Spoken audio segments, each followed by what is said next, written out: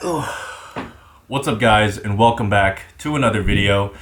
Like the title says, this is going to be a video about reading the greens that you definitely have not heard about, and that's because I came up with it and I think about a lot of weird things, and it has to do with time. Let me explain.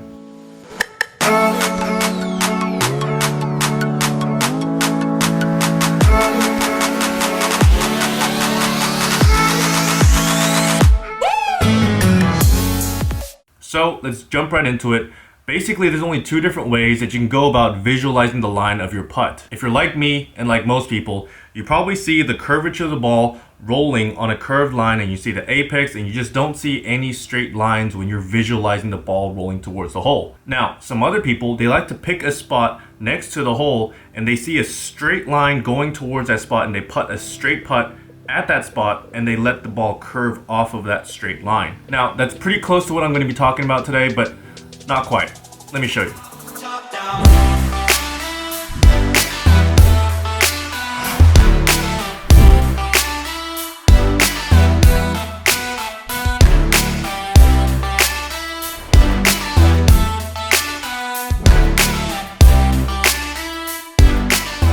Alright, so we're at my home course again. It's a windy day, and I found me a dead straight putt.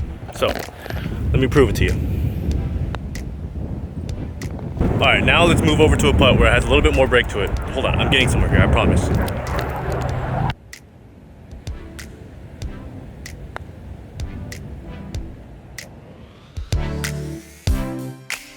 Okay, so here's the method or the way of thinking that you most likely have never heard of before. On this dead straight putt, how much time did I need to give the ball to break back or curve back towards the hole? None. It was dead straight, it didn't move, it started at the hole and didn't move away from there. Now, how much time did the second putt need to break back or curve back towards the hole?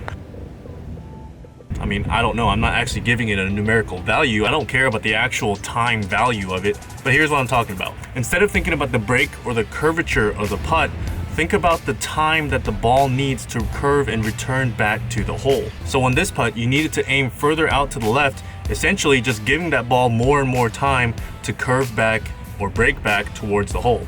Now, you may be thinking this is just the same thing as picking a spot next to the hole and putting at it.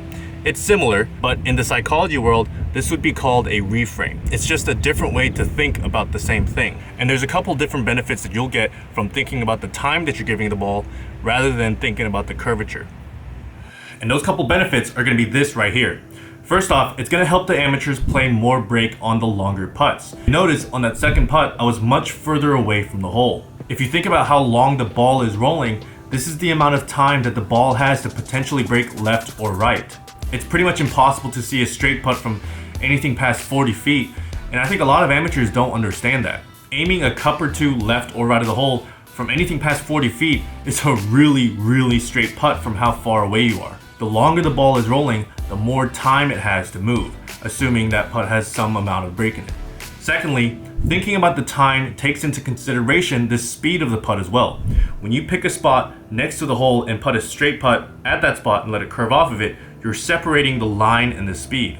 And if you've been golfing for any bit of time, you know that you need to match up the line and the speed correctly to make putts. This is going to help you understand that when a putt is rolling downhill, that ball is rolling for a longer time. It may be covering a smaller distance, but that ball is moving at a slower speed. So you need to give that putt more time or break to return back to the hole. And vice versa, an uphill putt could be traveling the same distance, but in a shorter amount of time because that ball is rolling a little bit faster. And less time rolling means less time to break.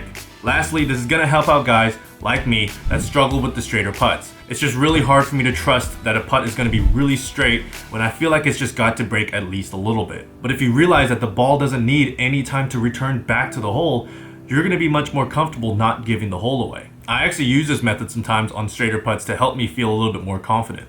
And sometimes I use this when things just aren't going my way. I feel like I'm stroking it well and hitting good putts, but maybe my green reading is a little bit off, or my speed's a little bit off, or just putts just aren't dropping. I like to switch it up and start thinking about the time that I need to give rather than thinking about or visualizing the curvature of the putt. So give this a try. I think it'll really help out a lot of you. That's it for me today, guys. If you made it all the way to the end of this video, make sure you give it a thumbs up. It actually really does make a difference. If you're not subscribed already, make sure you hit that subscribe button. and you hit that notification bell, and I will see you guys, all of you guys, in the next video.